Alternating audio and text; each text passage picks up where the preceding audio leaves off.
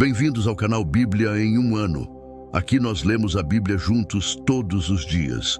Curta o vídeo, inscreva-se e compartilhe. Acompanhe também pelo Spotify e YouTube Music para ouvir a Bíblia onde estiver. Os links estão no comentário fixado. Vamos juntos completar a leitura da Bíblia em um ano. Antigo Testamento, Isaías capítulo 5. Cantarei agora ao meu amado um cântico a respeito da sua vinha. O meu amado tinha uma vinha na encosta de uma colina fértil. Ele cavou a terra, tirou as pedras e plantou as melhores videiras. Construiu no meio dela uma torre de sentinela e também fez um lagar.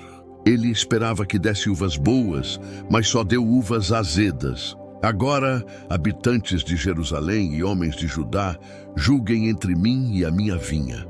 Que mais se poderia fazer por ela que eu não tenha feito? Então, por que só produziu uvas azedas quando eu esperava uvas boas? Pois eu digo a vocês o que vou fazer com a minha vinha.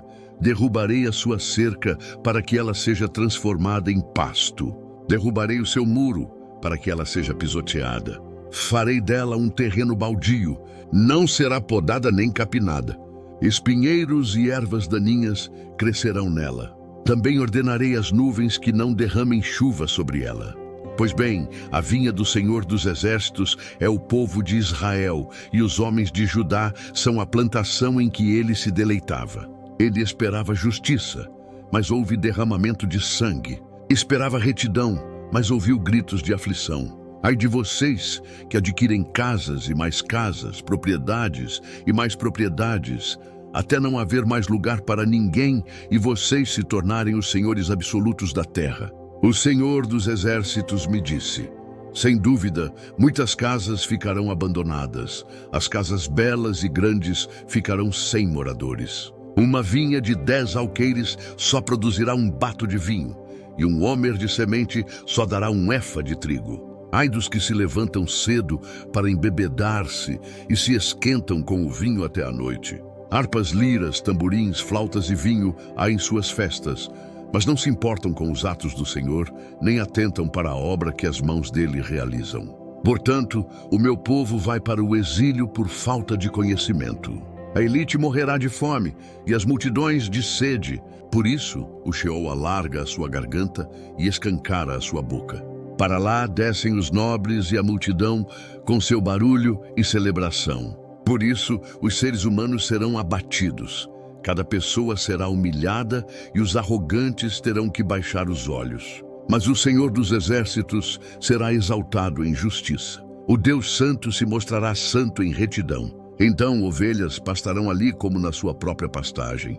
Os cordeiros comerão nas ruínas dos ricos. Ai dos que se prendem à iniquidade com cordas de engano e ao pecado com cordas de carroça. E dizem que Deus se apresse, que acelere a realização da sua obra para que a vejamos, que se aproxime e se cumpra o plano do Santo de Israel para que o conheçamos. Ai dos que ao mal chamam bem e ao bem mal, que fazem das trevas luz e da luz trevas, do amargo doce e do doce amargo. Ai dos que são sábios aos seus próprios olhos e inteligentes em sua própria opinião. Ai dos que são campeões em beber vinho e mestres em misturar bebidas. Dos que por suborno absolvem o culpado, mas negam justiça ao inocente. Por isso, como a palha é consumida pelo fogo e o restolho é devorado pelas chamas, assim as suas raízes apodrecerão e as suas flores, como pó, serão levadas pelo vento, pois rejeitaram a lei do Senhor dos Exércitos, desprezaram a palavra do Santo de Israel. Por tudo isso, a ira do Senhor acendeu-se contra o seu povo, e ele levantou a mão para feri-lo. Os montes tremeram, e os seus cadáveres estão como lixo nas ruas. Apesar disso tudo, a ira dele não se desviou. A sua mão continua erguida.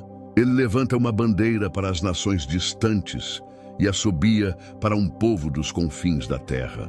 Aí vêm eles, rápido e velozmente. Nenhum dos seus soldados se cansa nem tropeça, nenhum deles cochila nem dorme, nenhum afrouxa o cinto, nenhum desamarra a correia das sandálias. As flechas deles estão afiadas e preparados estão todos os seus arcos. Os cascos dos seus cavalos são duros como pedra, e as rodas dos seus carros são como um furacão. O rugido deles é como o do leão.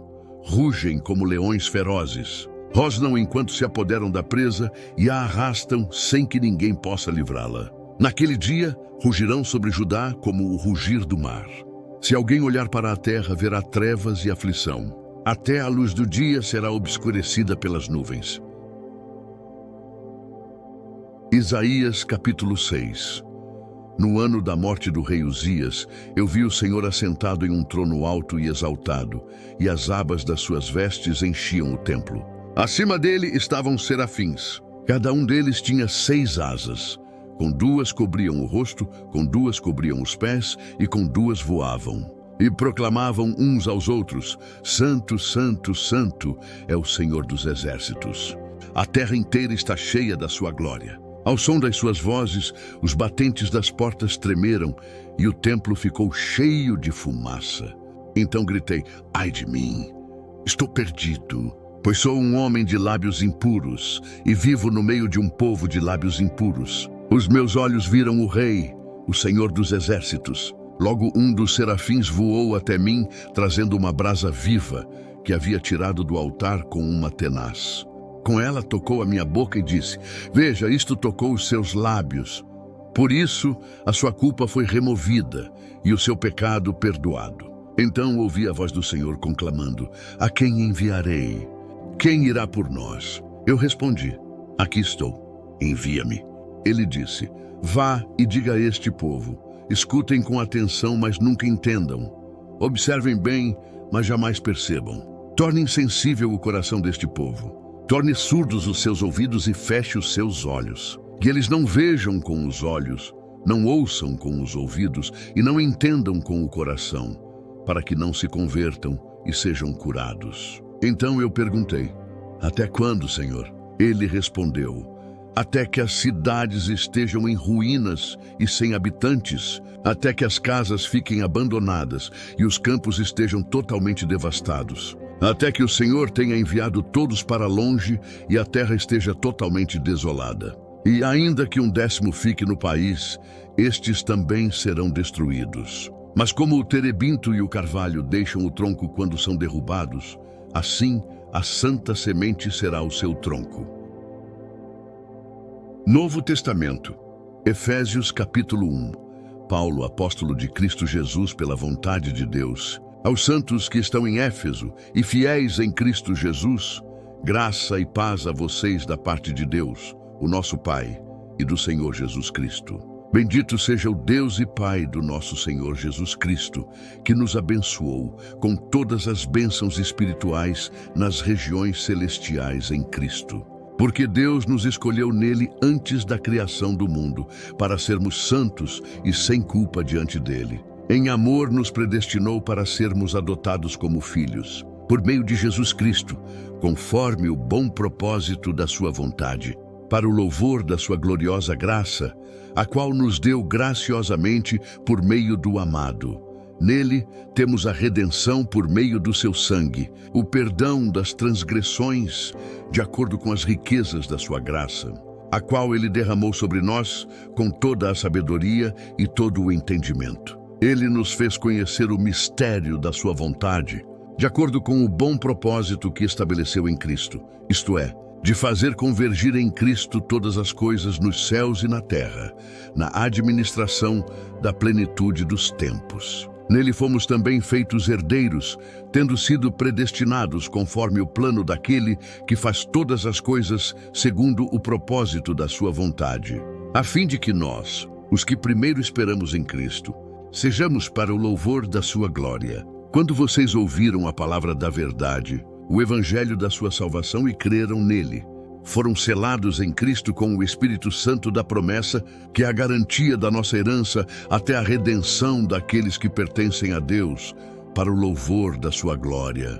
Por essa razão, desde que ouvi da fé que vocês têm no Senhor Jesus e do amor para com todos os santos, não deixo de dar graças por vocês, mencionando-os nas minhas orações. Peço que o Deus do nosso Senhor Jesus Cristo, o glorioso Pai, dê a vocês espírito de sabedoria e de revelação por meio do pleno conhecimento dele. Oro também para que os olhos do coração de vocês sejam iluminados, a fim de que conheçam a esperança para a qual ele os chamou, que são as riquezas da gloriosa herança dele, concedida aos santos, e a incomparável grandeza do seu poder para conosco, os que cremos, conforme a atuação da sua poderosa força. Deus exerceu esse poder em Cristo, ressuscitando-o dentre os mortos e assentando-o à sua direita nas regiões celestiais, muito acima de todo governo e autoridade, poder e domínio, e de todo nome que se possa invocar,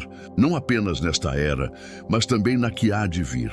Deus colocou todas as coisas debaixo dos pés dele e o designou cabeça de todas as coisas para a igreja, a qual é o seu corpo, a plenitude daquele que enche todas as coisas em tudo.